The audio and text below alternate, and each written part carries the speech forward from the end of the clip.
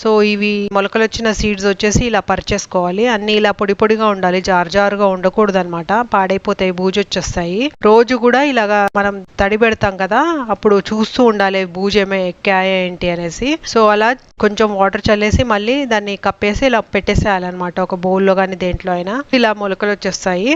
ఇలా మొలకలు వచ్చేసిన వాటిని మనం ఈ సాయిల్లో వేస్తున్నాము.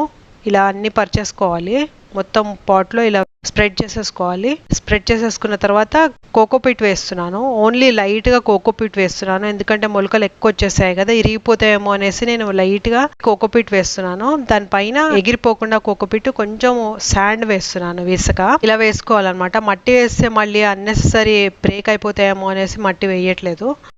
అలాగే మనం వాటర్ కూడా ఇలా చిలకరించాలన్నమాట. ట్యాప్ పైప్తో వేయకూడదు, పైప్తో వేస్తే సీడ్స్ అన్ని బయటకు వచ్చేసి పడిపోతాయి అనమాట, లేకపోతే అవి అన్ఈక్వల్గా అయిపోతాయి, లెవెల్ ఉండవు.